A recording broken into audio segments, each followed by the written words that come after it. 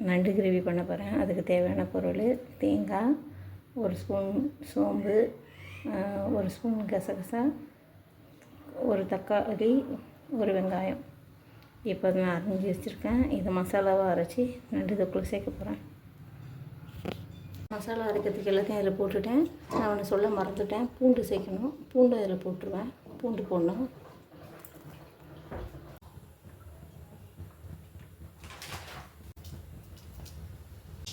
பூண்டு போட்டு கொஞ்சம் வெங்காயம் போட போகிறேன்.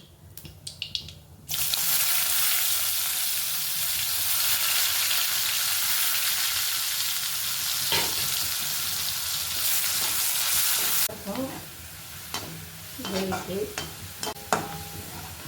இங்கே பக்கம் நல்லா வதங்கிடுச்சு. இப்போ தக்காளி போட்டுக்கலாம்.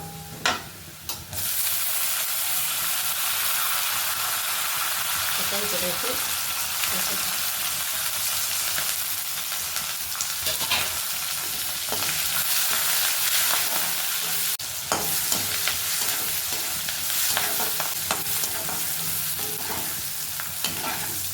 இப்போ நம்ம நண்டு போடுறோம். நண்டு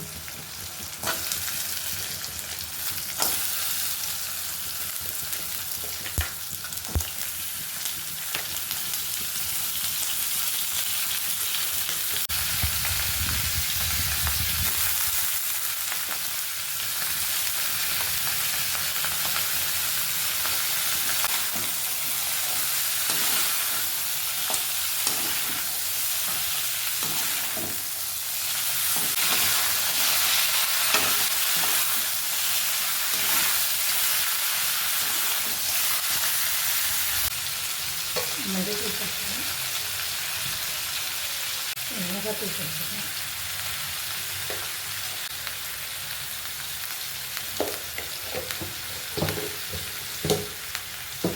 வச்சு மசாலா போட்டுக்கிறோம்.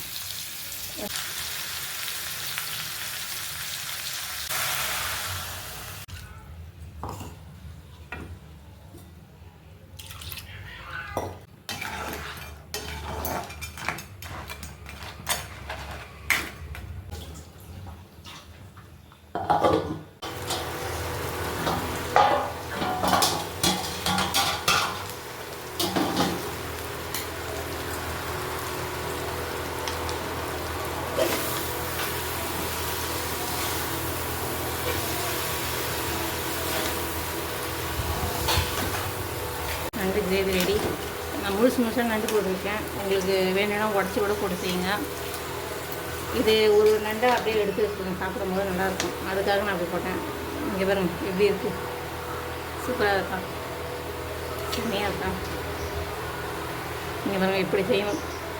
அந்த கிரேவி நல்லா அதில் ஊறி இருக்கும், சூப்பராக இருக்கும் டேஸ்ட்டு. சாம்பார் வச்சுட்டு இப்படி வச்சு சாப்பிட்டு பாருங்கள், நல்லாயிருக்கும். மீன் குழம்பு கூட நல்லாயிருக்கும். இங்கே பாருங்க.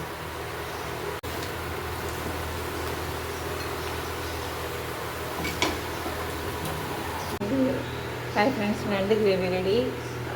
சுட சுட ஆவி பறக்க செஞ்சுருக்கேன். இந்த மழை டைம்லாம் இந்த மாதிரி செஞ்சு சாப்பிட்டு பாருங்கள், சூப்பராக இருக்கும். சளியாக இருந்தால் கூட இந்த மாதிரி செஞ்சிங்க நல்லாயிருக்கும்.